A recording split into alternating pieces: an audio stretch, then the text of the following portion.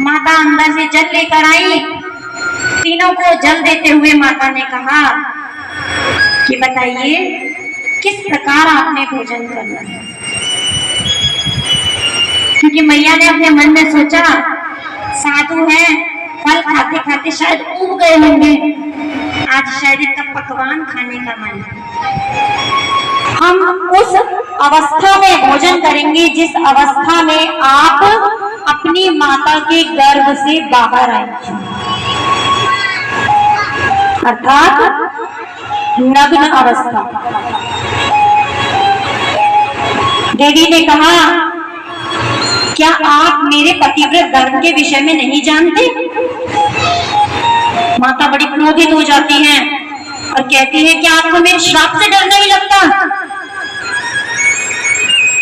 साधुओं ने कहा, देवी आपने हमें वचन दिया है कि जिस अवस्था में हम कहेंगे आप वैसे ही हमें भोजन कराएंगे। अब वचन निभाना या ना निभाना आपकी इच्छा पर निर्भर है। तो देवी ने मन में विचार किया, हो ना हो ये तीनों साधु कोई देव हैं जो मेरी परीक्षा लेने आए हैं। जो साधु मेरे श्राप से नहीं डर रहे तो वो साधु नहीं है। अपने नेत्रों में जल भर के मां अपने घर के मंदिर में खड़ी हो गई।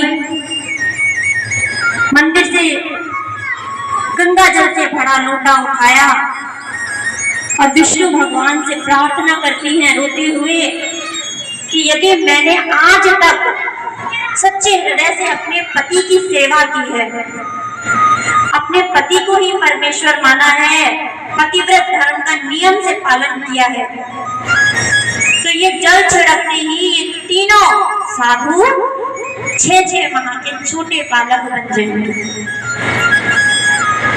इतना कहकर मां अनुसुईया जल का लोटा लेकर आती है। जैसे ही वो जल तीनों साधुओं पर छिड़का, तीनों साधु 6 माह के छोटे बालक बदल नन्हे नन्हे प्यारे प्यारे छोटे से बालक बन गए। और छोटे बालकों का भोजन क्या होता है? दूध। मां ने तीनों बालकों को उठाया और भीतर ले जाकर स्तनपान कराया। बड़ा ही सुंदर रूप तीनों देव 6 माह के छोटे बालक बने हैं और माता की ममता का पूरा आनंद ले रहे हैं। किस प्रकार?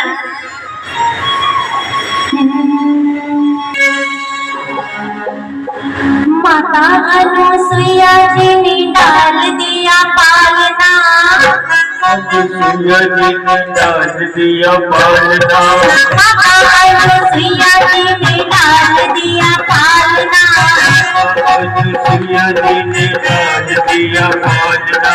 झूल रहे तीन देव बन करके लालना, झूल रहे तीनों देव बन करके लालना, झूल रहे तीन देव बन करके लालना, झूल रहे तीनों देव बन करके लालना।